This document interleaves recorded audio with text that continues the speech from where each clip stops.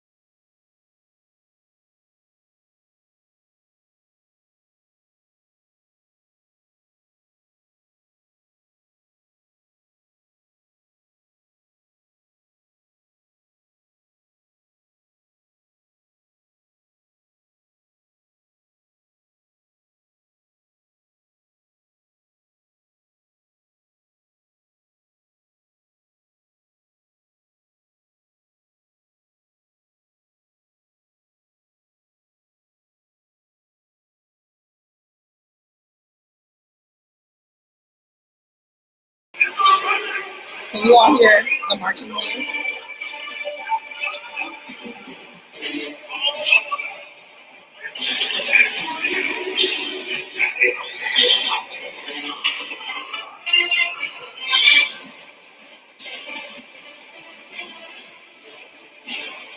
Thank you, Reverend Lowe. Beth Jordan is one of my co-workers, so she's in the chat with us.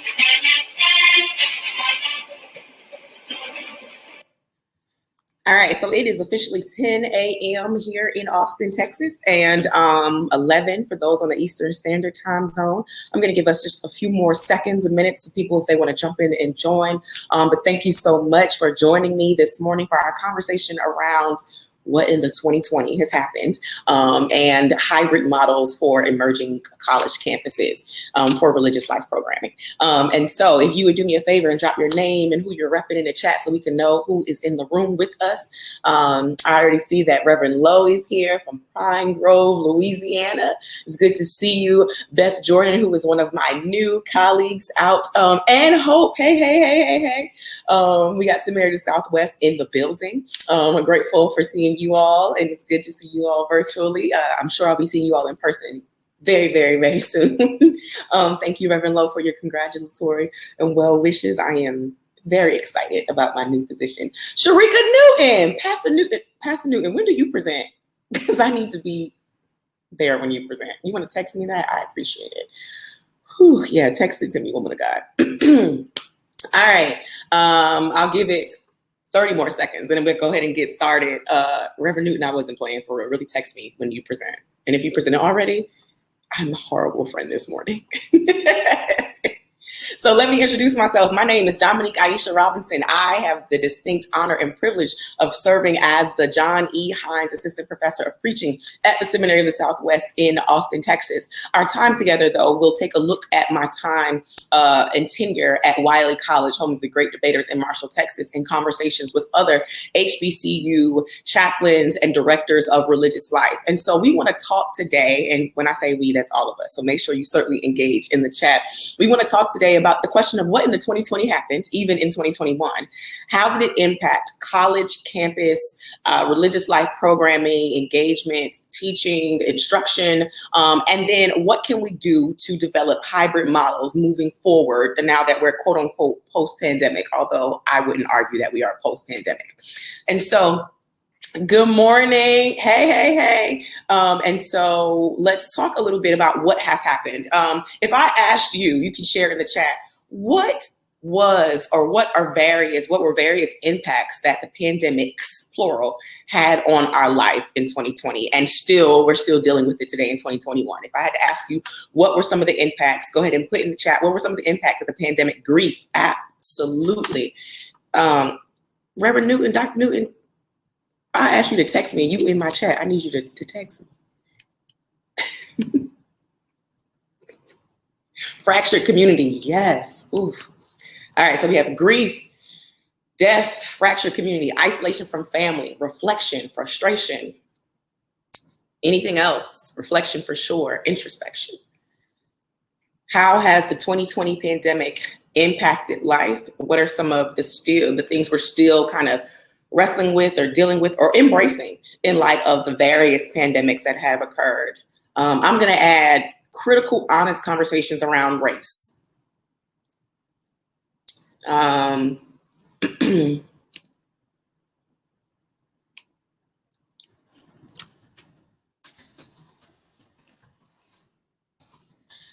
Critical reflections and conversations around race, reevaluation, for sure. What about finances? What do you think are what some impacts around finances and or learning and or religious life? Fear of what was happening with the poor and the homeless, loss of jobs. Fear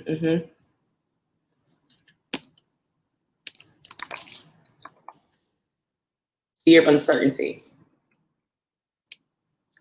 Revealing of deep inequalities. Ooh, hope for sure.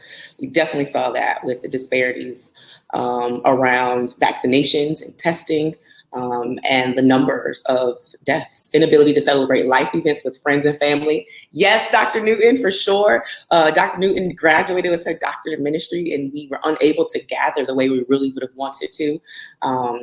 I can almost see that when we are really truly post-pandemic, it will be like the year of Jubilee. We are celebrating everything, the big things and the small things. We're catching up on celebrations for 3 years. I can see that right now. I'm scheduling parties right now. Let me call a couple of vendors to get that together.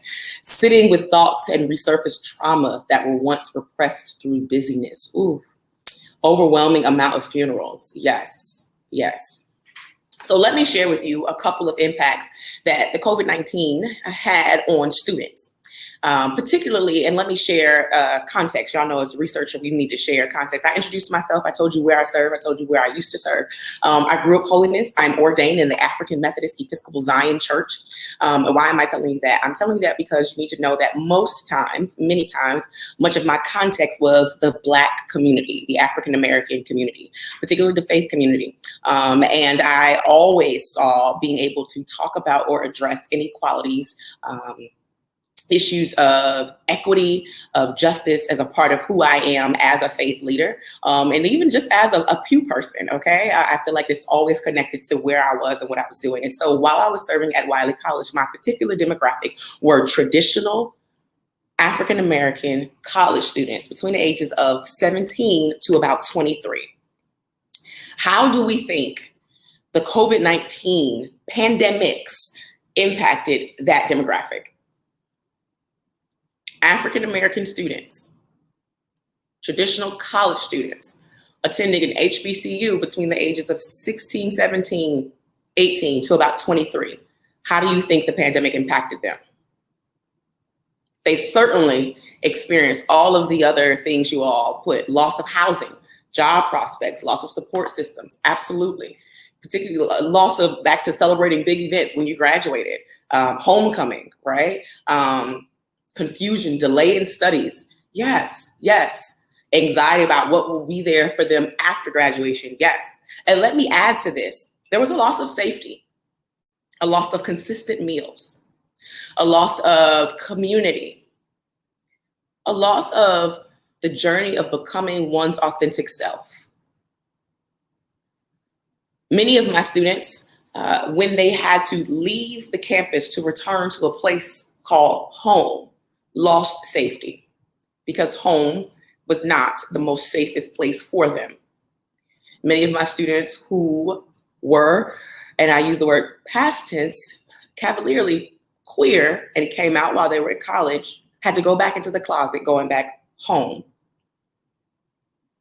Many who were receiving consistent meals in the CAF and had a community at the college came to college out of the foster care program, came to college as an outcast, marginalized. And so the pandemic forced them into places that they certainly never imagined. Having to go back to places where they became the primary caregiver, the primary breadwinner, being able to earn an income. And so they lost a rhythm and a pattern and safety that was not available for them returning back to supposed places of home. Many of them didn't even have the means to get back home. And so I remember on the onset of the pandemic, March of 2020, when we were told that we had to get all of our students off campus within the next 2 weeks, that many of the faculty and staff gave of their personal finances to make sure students were able to get home, were able to get them storage units so that they can store their things because there was nowhere to take it home, even if they could get home. Some of us opened up our homes to allow them to stay for 2 or 3 weeks until they could figure out where they could go.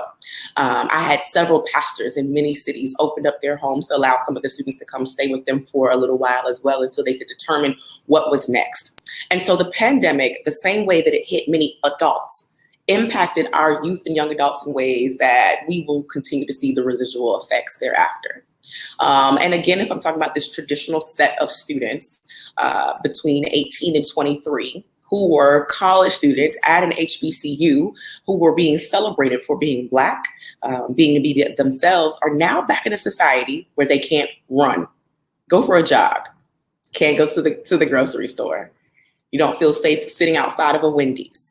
Who you are as the color of your skin now, that safety of being in this HBCU bubble was now gone. Reverend Gillen Fox, in South Africa, there was a discrepancy between the more privileged students to the less privileged with regards to remote learning, and many students had to drop out. Yes.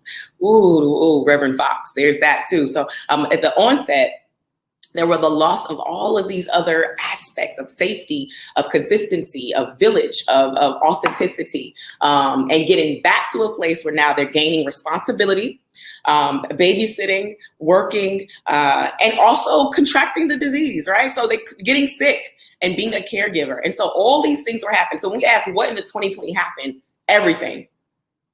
Grief, loss, all these aspects. And so the element and the idea of anxiety and depression, where they were already wrestling with, was trying to matriculate school, now was amplified. And at that time, many schools didn't know exactly how we were going to continue. So we didn't even know whether we were sending laptops or tablets or anything like that, right? And so it's now, do you have the resources to continue your education at home?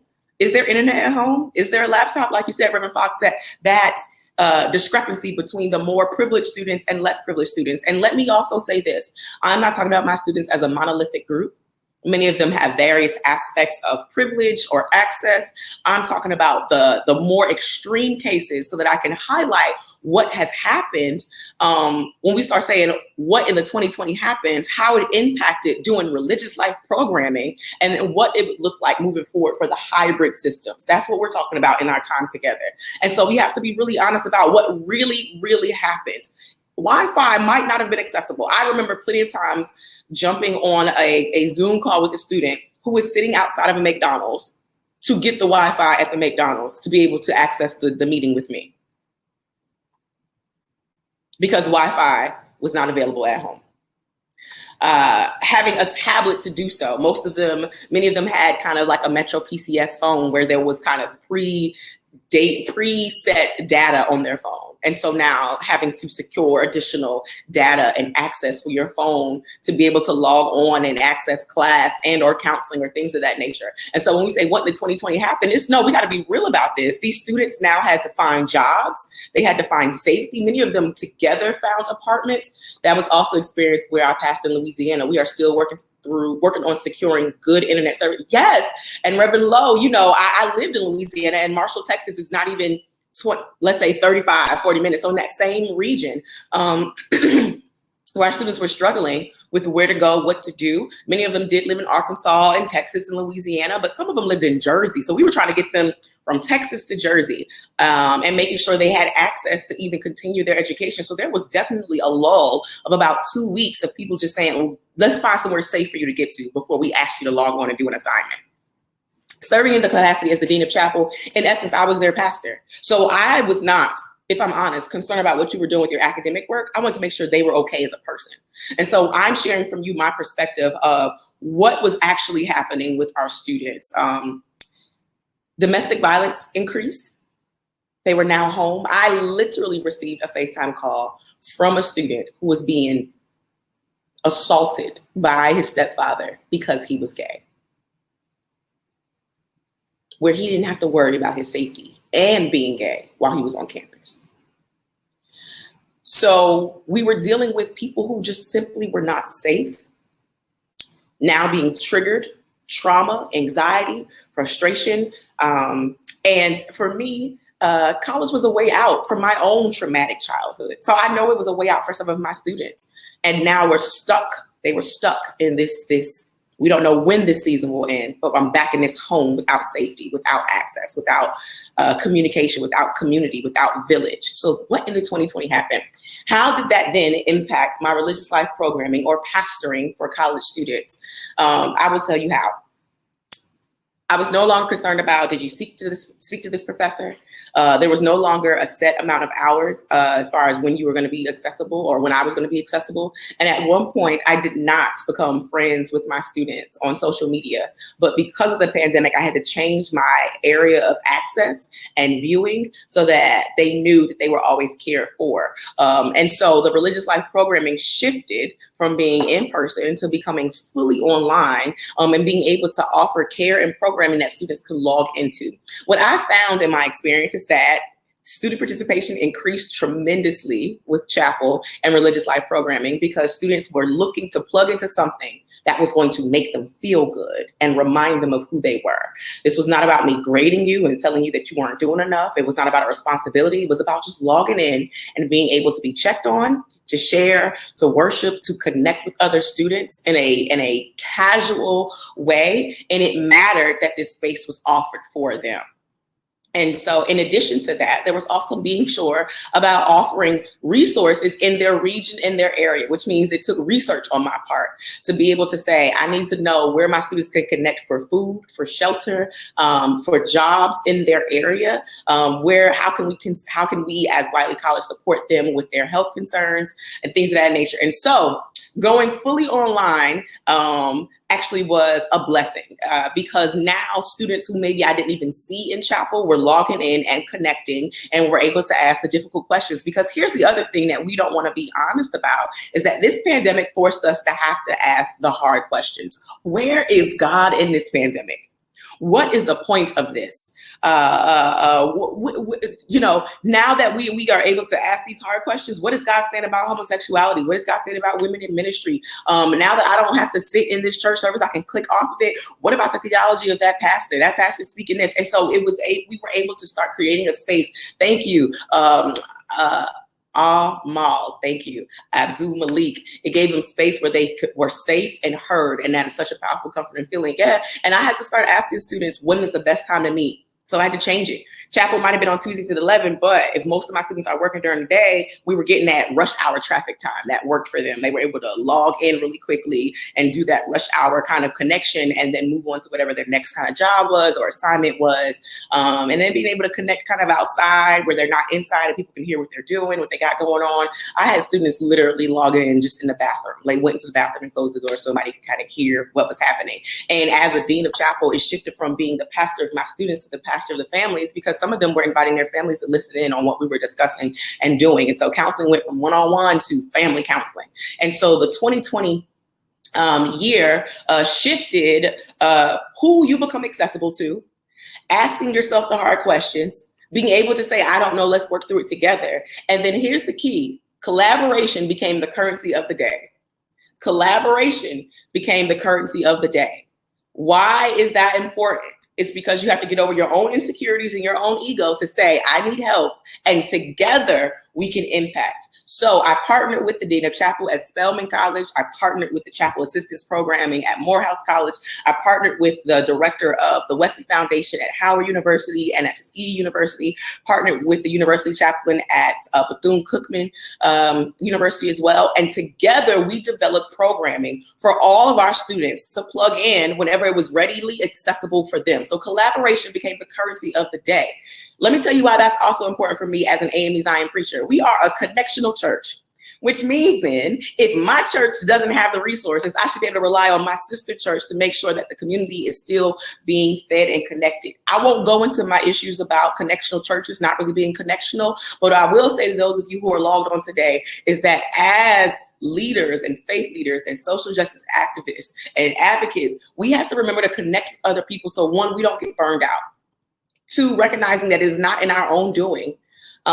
Three, that together we can impact more. We can't do everything by ourselves. And four, people will really respect that and receive that because we're supposed to be a community. And so we couldn't do it all by ourselves. Our students were everywhere. Come on, Pastor Horton, connectional versus competitional. Listen, that may not be a word. It may not, but I liked struggling repeating it. Competitional. You know what? Let's Pastor Horton, let's use that at the general conference in just a few weeks. But we do need to make sure that we're clear that collaboration became the currency of the day. And it's important, even in this summit that you're a part of today, it is literally being done through collaborative efforts. All right. So collaboration became the currency of the day. I want you to keep that in mind because that's what's going to work as we move forward into our hybrid models. So let me tell you what occurred. I want to give you a few pillars about why it mattered. Or what worked for doing the work during the 2020 pandemic. A few things had to happen. One, you had to make sure you were visibility. Listen, people needed to know how to connect to the ministry, no matter the time, the day. They needed to know where. So I had to make sure that the programming for religious life at Wiley College was seen on the website, was seen on the social media pages. I had to ask all the other student organizations to post it on their pages. I had to put it on my personal page. You want to make sure it's visible in every access and every way, so that people know exactly when to tune in, when to connect, what's being offered. So yes, you're bombarding people with images, texting, whatever it is, you need to make sure that it is being seen, it is absolutely visible. And then beyond that, accessibility. Let me say this, even though the entire world went online, you don't want to lose anybody. So you want to stay on the phone conferencing, text messaging, snail mail. You want to do it in every avenue. You want to remain accessible for every age group so that people are really clear about what it is that's happening. And while I'm talking from the campus ministry side, I know really clearly that these pillars also work for our ministries, our churches, our organizations. And so visibility. The second one is accessibility. Like I said, you want to keep accessible entry points open for any and everybody. If that means mailing out CDs, if that means mailing out DVDs, if that means putting on a mask and going to your seniors' homes to make sure they know how to click on the site when it's time for church, being able to send out the link. And I'm the iHomiletic person, so you know how I feel about it. If I have to click more than 3 times to get to where you want me to go, I'm not going. It will be great if it's in one click, one link, get to it and be able to access it. So visibility and then accessibility. Beyond that, there's predictability. We were living in a time where everything was up in question. Everything was questionable. We didn't know when it was going to happen. We didn't know how long it was going to happen. So predictability, consistency became important. People need to know that this was happening every Tuesday at 11 was chapel. Every Tuesday at 7 p.m. there was Bible study. Every other Friday it's the spiritual kickback. So people need to know predictability. Now listen, I'm not going to go off on a tangent, but predictability is important even as a person. We have some pretty unpredictable, fickle, fine change people in our lives. And we want to be able to start building better relationships, but you can only do that with trustworthy persons and sources. And consistency and predictability is important. I'm not telling you to be boring, but I'm saying to be consistent. We know what to expect from you when you show up. We know when to engage you because we know exactly, we want consistency. So predictability. This other element, vulnerability, is important. I saw where one of those of us in the chat talked about the students need to be able to see a space where they were safe and sacred and brave. So there was an element of vulnerability. I needed them to be able to share what they were really feeling, what their real questions were. And so even though I came with a program, well, this is the Bible study lesson, I always started with how goes your soul? How goes your soul? Meaning, how are you feeling? What's happening with you right now? And based off of what the students shared, that determined the remaining of the time together. Can you imagine as a church, if we start to actually ask the real needs of our people? and allowed that to dictate how we programmed and did ministries and worship services, because we cared about the people's needs versus the program or the connection of money that's due or what we're supposed to do. This is what the semester's supposed to look like. So when I started off the Bible study thinking I was going to talk about women in the Bible, and when I heard where our students were, we paused and got mental health care providers on the line. So myself and the chaplains at Tuskegee and Bethune and Howard, when we realized that our students were truly struggling, we then got mental health care providers from each of our institutions on the line. And we would start, how goes your soul? And if a student needed a private session, we sent them into a Zoom room with one of the counselors. Because that matters. How are you? Where is the need? Before I start spewing or spilling all of this, what's the need? What are you looking to receive, or what do you need right now that can at least get you from this moment to the next moment? Maybe it won't get you the next week, but for right now, yes, that's where the power lies. What happens if we move beyond the pulpits, move beyond our titles to ask people, what do you really need? And here's where the real power is. I can't provide it, so let me outsource it. It's not all in me.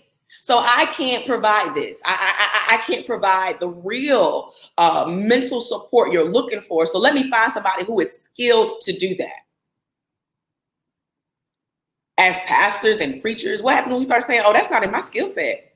So remember the pillar I'm talking about is vulnerability. I want people to come into a space to be able to be vulnerable, but you too have to be honest and vulnerable with yourself as well. This is beyond my scope. Or how about this? I'm not even well enough to help you. I'm struggling too. How about that? I'm not even well enough to help you, so let me find somebody else who's a little bit more stable to help you right now until I'm in a better place to assist you. That's one of the powers of the collaborative effort. All of us don't have to be on. Love the self-awareness. Listen, Beth, you have to be aware of self. And in the light of everything that was going on, I had to be honest. Sometimes what the students would share, it was a trigger for me. I couldn't help because I'm angry too. Or now I want to ride out to Dallas and fight for you. So you have to remember, so in this collaboration as the currency of the day, remembering that all of us don't have to be on. Some of us can take a moment to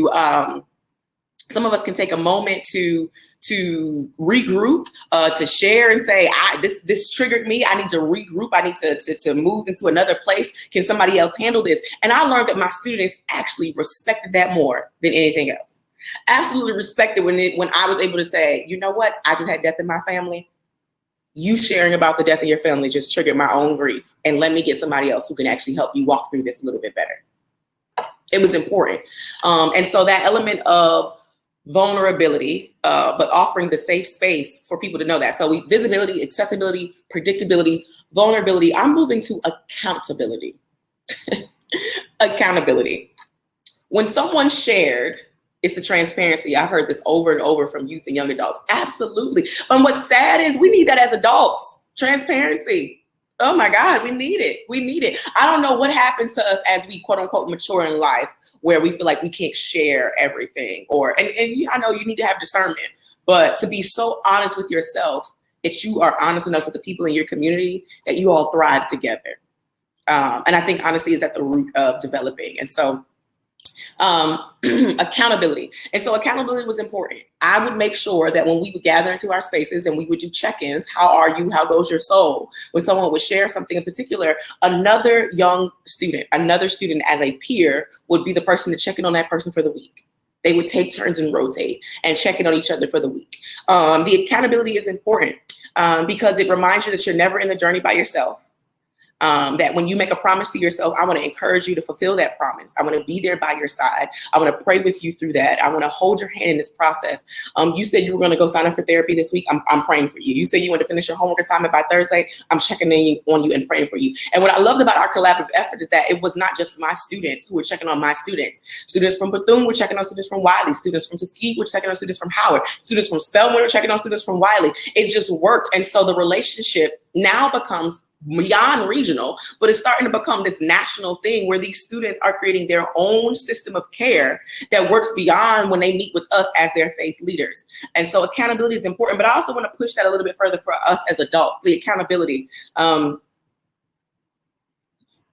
if you don't have someone that you are accountable to, it's quite dangerous, because then you're just off doing your own thing without a particular, what's the word I want to say? Without a particular, you got to have a line.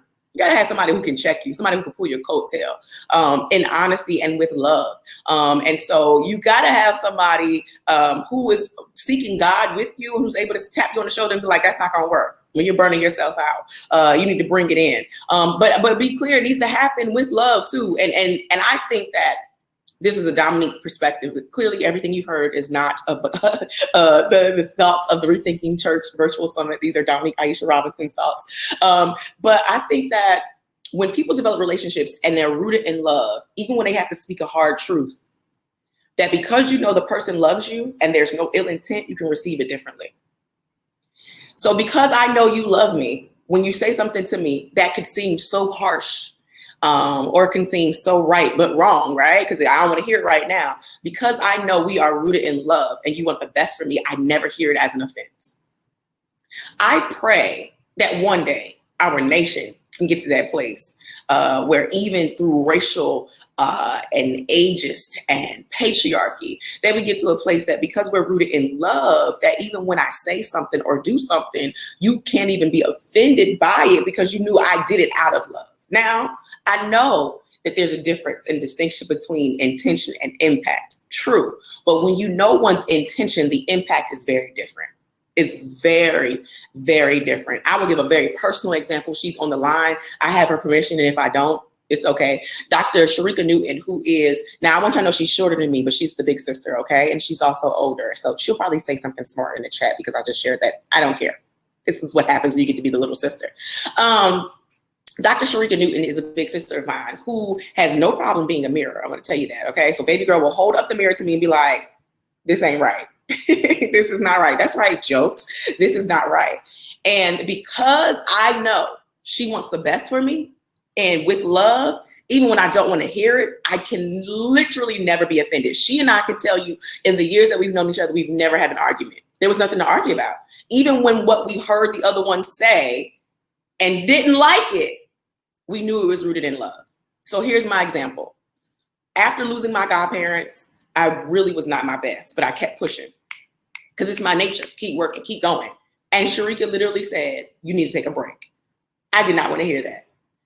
I'm running off to her, girl, I'm in this PhD program. We got this preaching going on. At this point, I'm interviewing for a job that I really want, but thank God we have it now. I'm running down all the things I'm telling her I need to do while being the dean of chapel, pastoring the students, doing homework, checking on them. And she literally says, you need to unplug for real and take a break. But let me tell you the type of friend she is. She flew in to Shreveport, Louisiana to say, you're going to take this break. And it was not the easiest thing for someone who's always moving, who's always working, always going. But when you know that someone loves you, even when you don't want to hear it, and even when you think if you take the break, everything is going to fall apart, you need somebody to tell you that and hold the mirror up to you. And she held the mirror up and she said, you're stressing, face is breaking out, your eyes are red, you're losing your voice. Like she gave me all the reasons why I needed to take the break, which were obvious. But until you have an accountability partner to hold it up to you, sometimes you just don't hear it because you keep ignoring your own red flags. And so Dr. Newton is on the line now. And so I know I had jokes, but I want to tell y'all this is true love, literally. And so I think, well, you're going to keep telling people I wasn't sleeping. Y'all, I'm still not sleeping. Y'all help me, pray for me, but I'm not sleeping now because I'm excited about my new job. But I wasn't sleeping. It was bad. It was really, really, really bad. And you need someone to hold that mirror up to you. And sometimes when you're hard-headed, the accountability partner has to go to the extreme level. I'm going to fly in the middle of a pandemic to your apartment to make you go to sleep, to take your phone away from you, to tell people you are unavailable. And so I'm grateful. So I pray that when I start talking to you all about accountability, I'm talking about that, rooted in love, that holds a mirror up and holds you accountable to taking care of yourself, holds you accountable to loving God and loving God's people. And in those accountability conversations, having some difficult conversations around, and Devon, Pastor Horton is on the line. We grew up together in Zion, in A.M.E. Zion Church, and we've had to have some difficult conversations around what we believe theologically, and then where our church stands, and what will be our responsibility to help shift the church to a place to be more inclusive and loving. right? These are hard conversations to have, but when it's rooted in love, even when you disagree, you can't find offense. Don't make me cuss and lose my appointment. You won't, man of God. You know, we got power now these days. Hallelujah. And so, all right, let me move on. I tarried on accountability. The next piece is community, and then I'm ending with hospitality. Community, and then, that's the conversation we need to have at General Conference this year. Pastor Lowe, I'm already working on it. I'm making calls right now to people in purple shirts to ask, what are we going to do? And that's another conversation for another day, because the prophetic work is risky. And I am really clear. I'm going off on a tangent. I know I started with, I'm supposed to go back to community, but this is important about community. You know what? Thank you, Reverend Lowe, Pastor Lowe. I believe that it takes people who are in the majority, people who are the privileged ones, to speak up, to make slow changes for those who are marginalized. I think that it will take white people to help with racism. I think that it will take men to help with patriarchy. I think it will take able-bodied people to help with ableism. I think that it will take the rich to speak about shifting things for those who are poor. I think that it will take the heterosexual and straight individuals to speak out on the issues for our queer siblings, to be able to gain rights, access, and equity. And in that, I'm clear, particularly in the church, in my church, I can't speak for everybody's church, but when you are pastoring, you are wedded to the system, and your livelihood depends on the system. So sometimes you are afraid to speak the truth. I'm so grateful that God aligned me to be in such a way where I am in the academy and the church. And so being able to speak truth to power in the church, thank God they're not paying my bills, and the truth has to be spoken.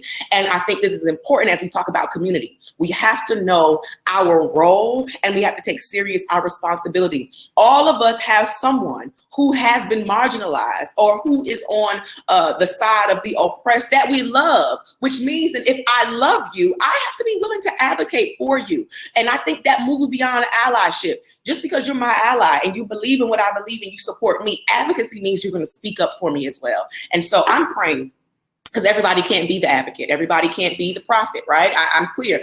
But I do know that when the advocate or the prophet speaks up, that death seeks that prophet. And so I'm grateful that when I take the risk, I have a village who can see when the murder is being conspired, and who is willing to cover me in that place. And so when we start talking about community, being together, we have to start being honest about what we want to see happen in our community, how we can make it happen. And we can't get angry at everybody because they can't speak up. I gotta respect the fact, even when we're at a protest, listen, everybody can't be on the front line. Somebody has to bail us out. Somebody has to map out the plan. You know, everybody has a role and a position to play, and so, or a position to fulfill. And so you have to be honest about that and respect that and know that the distinction and the differences matter. And so my community can see when death is being conspired. Horton, I'm telling you, there have been times that I've said some things that my community said, what you just said is going to be a risk.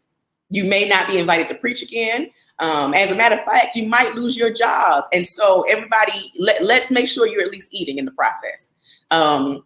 Last summer, I spent quite a bit of time in Louisville, Kentucky, and my village set up a system. Dominique's initial location. I, at the time, was not always paying attention to my bills. And so they were making sure bills were being paid while I was back home. If I decided I was going to be on the front line, they made sure that if anything happens, can we bail her out? Can we locate her? Who else will be on the grounds to be able to find her? Let's take care of what she's doing at home, because she's choosing to go and fight, on behalf of Breonna Taylor in this case. And so you got to have a village. This is about community. Who knows who you are, what you're doing, what you're fighting for, and then they know their roles in your life. But who we are as a community as a whole, particularly as the body of Christ, we got to start respecting the differences that we have in the body, and recognizing that no one is greater than the other one, and that when truth is spoken, there is a cost, and when truth is embodied, there is a cost. And so, man, I went off on a complete different tangent, but this is about community. I told you we're talking about building community, which is important. When we start talking about these hybrid models, I'm going to move quickly so we can start talking about these, because these pillars are important. I want to remind you what we discussed in the pillars, and I'll put them in the chat. visibility, accessibility, predictability, vulnerability, accountability, community. And I was ending with hospitality because I'm the preacher who likes to end anything with itty, right?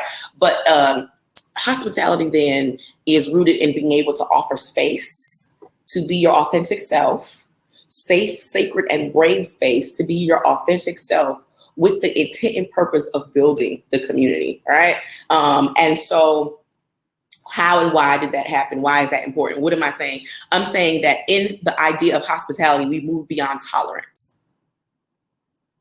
We'll move beyond tolerance, and we learn to start celebrating each other, even in our differences, the way we show up, the way we talk, the way we present ourselves. It's all absolutely important. For those who are wondering, Dr. Newton's comment on blue lipstick sermon, we have to have another meeting with a couple red solo cups to discuss that. But these are the pillars I want to share with you. I share with you all the way we did programming. It went all online. I had an entry point every day of the week, Monday through Sunday, for the students to log in, to jump on. I never counted numbers. I always wanted to make sure we counted impact. And I made myself available 24 hours a day, which was dangerous. So I'm telling you the pitfalls and things as well. I made myself available 24 hours a day to my students, which became extremely dangerous and exhausting. And while they probably loved it and took advantage of it, I realized that it burned me out, which goes back to what I told you about accountability. When my village was like, enough is enough. You got to pull back. You got to do things a little differently. And so those were the ways I did it. Now, when we start looking about hybrid models as we move forward, here's what I want to tell you, those of you who are doing online worship, online programming. Listen, the level of excellence, not perfection, needs to happen both in person and online. Hello, somebody. When you are communicating, everyone can't see your body language. And so we have to start being more creative with our word choice. We have to be a little bit more imaginative with our engagement. And so when we're moving to hybrid, collaboration is important again.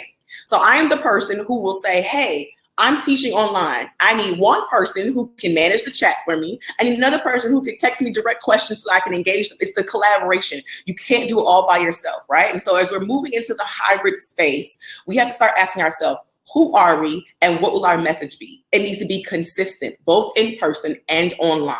We cannot build or create 2, 3, 4, 5 different congregations and systems. And so, though I am not at Wiley College anymore, what I know for a seminary of the Southwest is that we seek to make sure who you see us to be online is who you experience when you see us in person. And we are certainly an institution who supports and advocates in equity and inclusion and love and equality. But how do you actually help that manifest? Like we can, anybody, and not just Seminary of the Southwest, anybody can say this is what we believe, but how do we actually really present that? My brothers and my sisters, I'm here to tell you that it does not happen in the preaching moment. It happens in you living out your life. It happens in how you actually engage individuals and people. And so our hybrid experience must be so tangibly felt. There needs to be some essence that people can feel both in person and online. And you want to ask yourselves the questions, how can I make sure that this is expressed online and in person?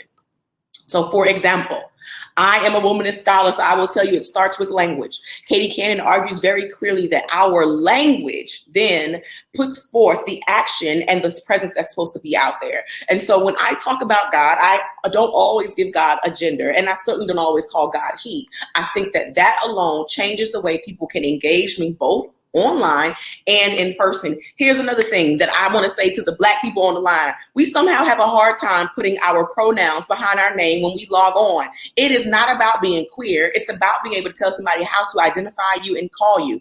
That alone, when you log onto a media and you see someone that has their pronouns behind their name, it lets you know that they clearly are somewhere in a space where they're working to do some inclusion, and they're also working to make sure that they're helping you identify them, and they would love to be able to identify you the way you want to be identified. Why am I telling you these examples? These are very small, basic examples that any of us can do that speaks volumes to how we can be engaged both online and in person. This is the moment where if I were in a Black church, I'd be like, can I get an amen? Is anybody saying anything? So hopefully y'all say something in the chat. I heard that, hey, Beth. Thank you. I paused and I realized, okay, that was a moment where I paused, like, y'all hear me? Small, basic, low-hanging fruit to start saying, hey, I want this to be a safe space. I want you to be able to share. I want you to be your authentic self. So I'm going to help you. And so these are small examples that we need to move forward in hybrid spaces. Also, being really clear about when you're accessible. I learned this the hard way. Now in my emails, I simply tell students, if you send me an email after 5 p.m. on Thursday, it is probably likely that I will not respond again until Monday, because the weekends are important to me. As you all can tell, I am a full-time professor. I am a full-time PhD student. I am a full-time faith leader, and I'm attempting to manage all those things. At this point, I am not a full-time mom or wife, but you know, if we get to the place where we have to manage these things, we have to start putting boundaries and limitations in space. When you communicate well with someone, your boundaries, you are also inviting them to communicate with you their boundaries. Communication language is key, and people learn to respect that, and then they know when to engage. This is important. This is important. We don't need to ghost people. We don't need to ignore them. We simply say, hey, I'm not available until Monday. Hey, I can't take that call until Friday afternoon. Hey, I need a day to not even think about any schoolwork. Let me follow up with you. Or if you really like me and you'd rather have a text message than a phone call, I tend to tell people that, hey, text it to me. If you really need to call me, it needs to be an emergency. I'm not a phone person. Text me. Or start being honest about who you are, just what you expect. I am an introvert. Despite what you see on this screen, I am probably one of the most extreme introverts you will ever meet. And it never parallels with my public persona. But I am the person who is like, I'm okay sitting by myself in this corner. Please don't worry about it. Even in a space with a lot of people, I will sit somewhere in the corner by myself. Please text me because the phone, whoops, exactly. So when you start articulating that to people, they can learn to engage you. Yeah, you will. See, Pastor Horton will tell you, at a whole general conference, I will be sitting in the corner observing. And if you want to talk to me, I want you to text me from across the room. I really don't want you to walk over to me and talk to me. But I think that when you can articulate when you become so self-aware, you can articulate that, it helps you build a better community, because people know she's not being aloof. She's not being a bitch. She really just does better when she can engage less people. And despite what we see in the pulpit, because some of our jobs demands a public persona, a social media presence, and it's exhausting when you really start to be honest with people and say, that drained me a little bit. Actually, I need about 2 hours to recharge and engage it again. So I feel like I rambled for 45 minutes. So let me ask you all if there are any particular questions that you all have that you would like to engage, or any comments. Again, I'm going to go ahead and type out the pillars that I want you all to know, as far as the different pillars of moving from fully online to hybrid models. So please share any questions, comments, concerns that you would like for us to discuss. I'm going to give it 5 minutes, and then y'all can take a break. Woo, we got enough energy for 60 minutes on the speaking. Give me a 2-hour lunch. We got enough. I do speak quickly. I'm sorry. I'm from the north, y'all. From Jersey. It comes out. It comes out. All right. So I'm going to type. I'm going to mute myself so y'all don't hear me typing, because people be judging me typing real fast. Brick City all day. Any questions, comments, or concerns? Any questions, comments, or concerns? I'm going to go ahead and type this. Give me 2 seconds to type it.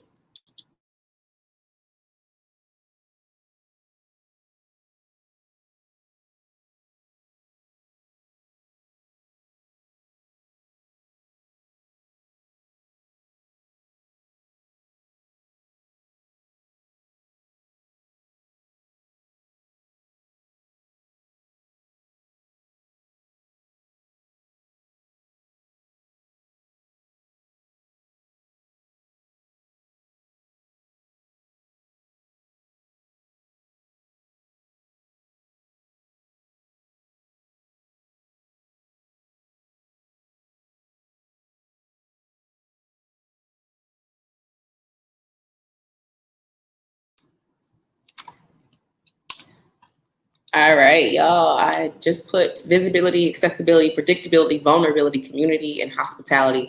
Those were the pillars. 1, 2, 3, 4, 5. How many? Visibility, accessibility, predictability, vulnerability, accountability, community. Yes. So hospitality. All right, so those are the pillars.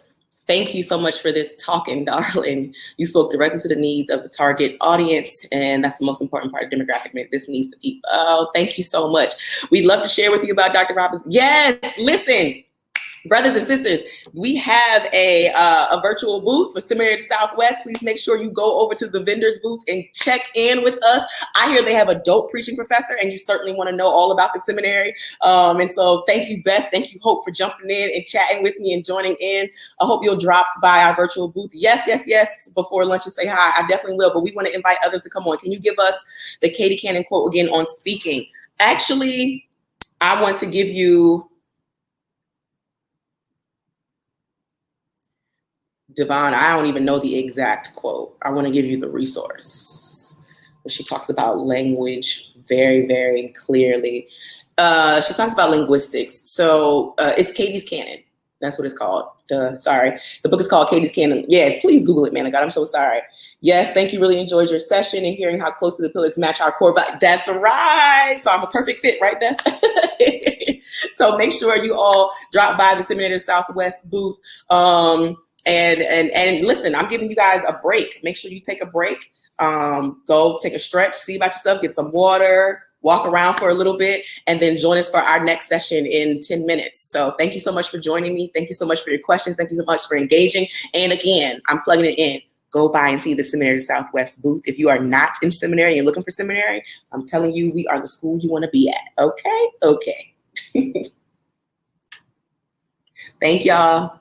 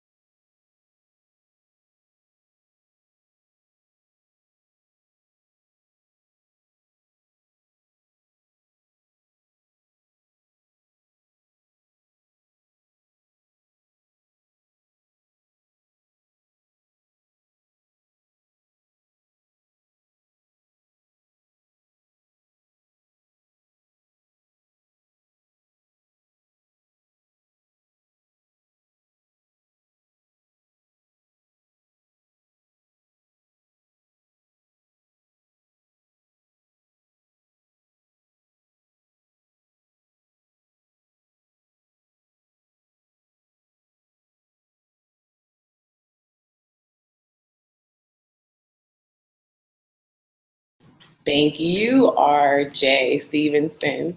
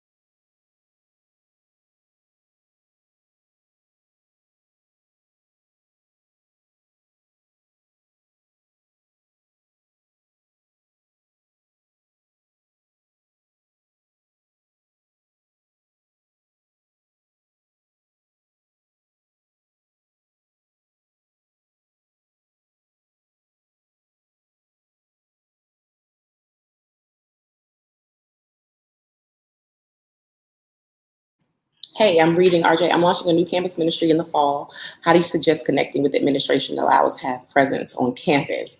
Um, okay, you're launching a new campus ministry in the fall at an actual school, right? How do you suggest connecting with administration to allow us to have presence on the campus? So it would be my recommendation to find out who the key players are in student affairs. Have a meeting with them, find out what they value, find out when their events are. That way you can kind of, one, show up to some of the other student organization events to introduce the campus ministry, and then partner with those other campus ministries. I'm sorry, not ministries, campus organizations. And so, for example, religious life campus ministry fell under my auspice, but under student affairs, there were the Royal Court, SGA, Women of Wiley. There were so many other organizations. And so what I did was I found out their full schedule. I would go to their initial events to make sure the campus ministry was introduced. And then I would find out which student organizations had some similarities or some overlap values, and we would partner together to have events. And so for SGA, obviously they're about leadership. And so we would do some things with them. There was a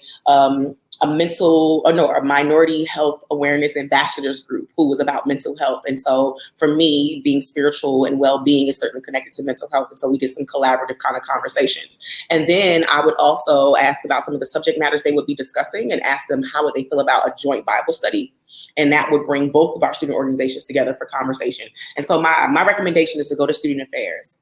Find out who their strongest student organizations are, find out what the student affairs calendar is, and then start plugging into ways to introduce the campus ministry and to start doing, again, collaborative efforts so people become aware of who you guys are. That would be my answer to your question, RJ.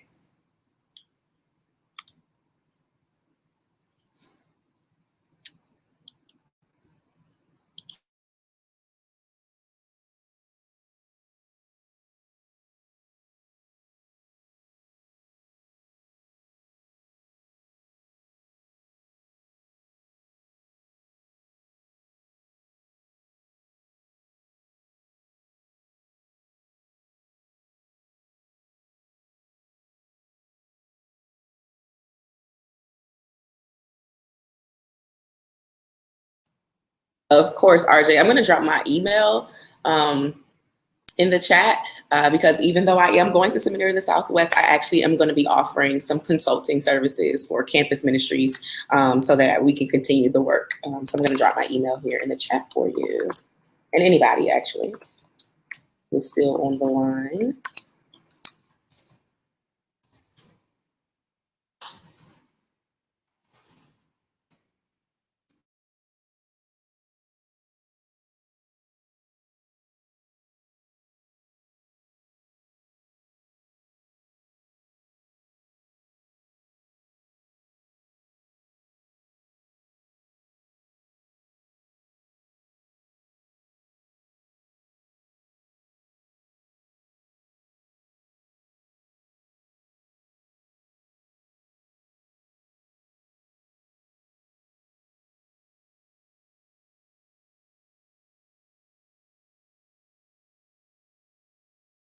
Awesome. With 5 minutes to spare, I am just going to hang out in the room until the next session begins. For anybody else who might have some questions or comments. But then again, I want to remind you to please make sure you stop by our virtual booths.